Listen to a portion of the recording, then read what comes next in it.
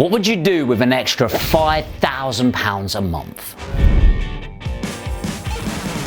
Of course, we're talking about how do we make it from property investment. Now, this is going to be a short video, he says, half an hour later. So the first thing we need to be looking at is how active do you want to be? And this is a big sort of blah that I have in my head. It pisses me off. Like, property seems to be the only business that people want to get in to get out. Does that make sense? As in, everyone's obsessed with passive income and I want to go all in. It's like, why are you so scared to make money and actually add value to the world? But that rants for another video, really. So on this side, you have active income.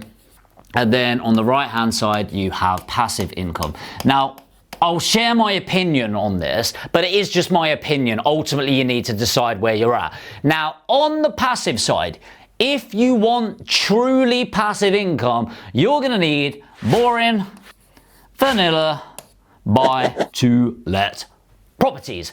Boring, vanilla, buy-to-lets. They are the foundation of it. There's 2.6 million buy-to-lets in the UK and there'll continue to be more, okay? There's a reason for this, because do you think you will ever not need to live in a house? You answer yourself. And if you don't have the ability to buy one, what are you likely to want to do? Rent one. Okay, and almost definitely you're going to want to rent the whole house if you can afford it. Now, there's other strategies which I'll go through, but that one will be here forever. The other ones, we'll see right through time. On the active side, it depends on how active you want to be, of course, but if you want to own a property business, then deal packaging is where it's at. Now, I kind of get a bit baffled by this, and the reason I get a bit baffled is so many people, they want to get involved in property for seemingly the sole purpose of this passive income route. Now, that is going to work for you if you are in a job that you're earning good money and you really like that job and you just want to put your money that you're earning into something else. Now, here's where my opinion comes in, and it is just my opinion. I believe my active income should be my highest value exchange of time that I like doing. So I really like deal packaging. I really like property as a business, hence why I've built all of this around me, right? I also really like education as a business because, one, it makes money. Two, I love giving back and hopefully you guys get value from this. So your active income should be active, and on the flip side, your passive income should be passive. Well, that sounds really obvious. Well, no, not really, because then what happens in the middle is people do things like SA, serviced accommodation, commercial conversions, where you're taking an office most of the time into resi, or HMOs, and a variety of in-betweens. In fact, let me put rent to rent, R2R as well. Rent to rent is absolutely not passive until you've got a big enough portfolio that you can hire a property manager. And almost all rent-to-rent properties do not work if you put a property manager in place if you only have one or two. HMOs, do you know what? I'm going to put a question next to that because actually it's very similar to rent-to-rents, but usually when you're buying a HMO, you factor in the cost of a manager. So I'd say that's more passive than rent-to-rents. Commercial conversions, no, absolutely not. Unless you've got a wicked build team, but I'm going to make the assumption you don't if you're watching this level video, if I'm completely honest with you. And service accommodation, absolutely not. It's not passive in any way. You've got people trashing the house, you've got guests turning up, not being able to get in, where are my keys, and everything else in between.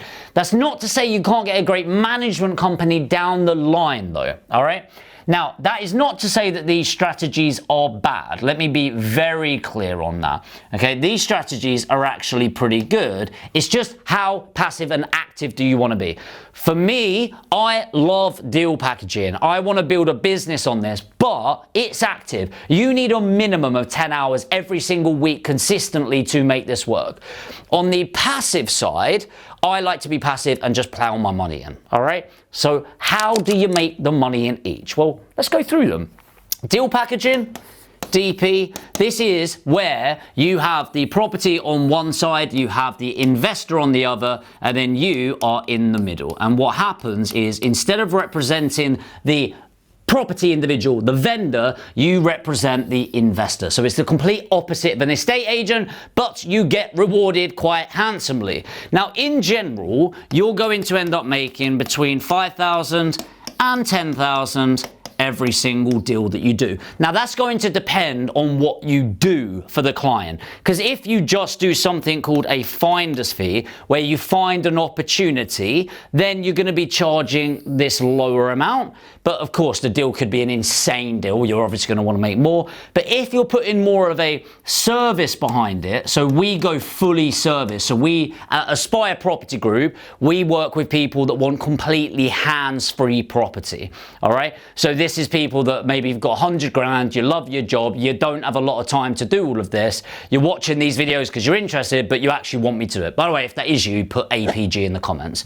But you're going to charge more as a business because you're taking care of everything. Finding it, negotiating it, law, the brokers, the refurb, and the lettings. But in general, if you want to make 5K a month, you need one deal packaging. Now, let me go for lowest entry here, and we'll go with lease options. Average lease option, and a lease option is where you agree the price today, you pay in the future. So you have the right but not the obligation to buy it. I've got videos on lease options, this isn't the video for it, but you'll make an average of £200. So what you're going to per lease option on a buy-to-let. Now, for this to make, are you ready? For this to make £5,000 on this, you are going to need 25 lease options. Okay? 25 times 200, £5,000. Now, what about rent to rent? In theory, you want to be making about £500 on this. So you're going to need 10 of those. How many of them in reality make £500 a month consistently? Not really. It's more likely you're going to need about, say, 13 to 15. Let's say 13 to get your 5,000 a month. These are your low entry ones here. You could also do rent to rent, by the way, is a tactic. It's not a strategy. So rent to rent HMO, this one would be.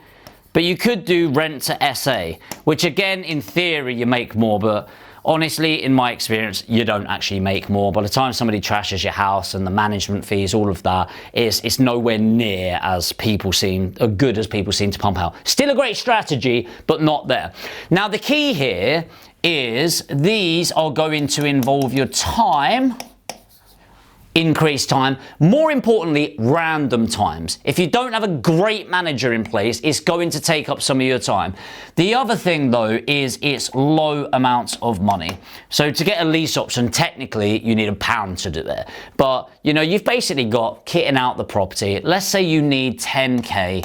By the time you've paid contracts, got the refurb done on what you need to get done to tart up this property, you're gonna need that £10,000. So still good, but we're getting less passive than the buy-to-lets. Now, buy-to-let properties, this is where it actually gets quite hard, because let's say your buy-to-let, just for an example here, also makes £200. Well, you're gonna need 25, similar to the lease option, right? The difference is, in order to buy 25 buy-to-lets, it's going to completely depend on your area, of course. But to get 25 buy-to-lets from where I'm at, I'm going to need, say, 50 grand of property. So that's going to be 1.25 million. Now, I don't know about you.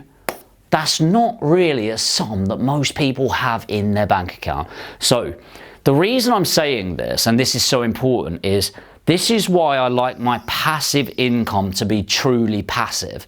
Because unless you're going to control property, lease options, rent to rents, which is great. That's the fastest way to get your cash flow if you want to control an asset. Instead, what I like doing is a mixture of having an active strategy where I can do one deal a month and replace my salary easily, which is deal packaging for me. And then my passive income, I want to keep as passive as possible. That way, I fulfill my £5,000 a month the easiest way possible, and then any excess profits goes into the building of my assets. So there's two ways of getting rich. There's cash flow rich or financial freedom. That's how we're going to achieve it over here. And you've got asset rich, i.e. your net wealth, and that comes from owning the asset. And the cash flow difference between these just are marginal in the grand scheme of things, in my personal opinion. So my strategy would be deal packaging plus boring vanilla buy-to-lets. And when I say that would be, that is exactly what we do. We make between 200 and 300,000 every single month at the time of filming this. It might be different by the time you're watching it. And then we have obviously costs and things like that. And any profits we go into purchasing as many buy-to-let properties as much as possible. Then these people live there and pay out all of these rents. And then that's what I live on there. A very short man that's happy, apparently. So that's what I do. Now, something I want to be really clear on is the reason I love deal packaging is it's the lowest cost entry, the lowest risk, and the fastest way of making money in property. However, there's nothing in property that's get rich quick. I want to be really clear on that. Yes, it's the fastest strategy, but we're talking about property here. It's still going to take months of effort and time. And by the way, if you are thinking about that, you need a minimum of 10 hours every single week, ideally 15. But then what you can do is, this is looking after the you of today. This is looking after the you of tomorrow. And the you of tomorrow is your kids, your legacy, your generational wealth, and your net wealth just accumulating in a really tax efficient way. By the way, if you've been watching this, hopefully you've got value from this video. It's kind of like a brief synopsis. If you have got value and you're watching this and you're thinking, I want to build that portfolio, I've already got my active income stream, but you want me to help you do that, put APG in the comments and we'll be in touch. But if you're sat there going, no, I need my active income stream, and this is really important. I really like this from Alex Hormozy actually, where he talks about these people that have only got 5-10 grand and they're trying to invest the money. It's like, but you don't have an investment problem. Okay, you have a money earning problem. You need to earn more money before you create the investing problem. So if that's you and you want to actually work on the earning problem to get more money in from an active income and you're ready to invest and back yourself, then put education in the comments for both of those. We're going to open up some free strategy slots. I don't know how many spaces, just once they're booked, guys. So put APG if this is you, put education if this is you. We'll open them up. We'll understand where you're at, where you want to get to, and if we can help you on the journey, great, we'll put something in front of you, and if we can't, it'll just be great to chat. So do that now, APG or education. Let me know if you got value. If you did, hit the like button.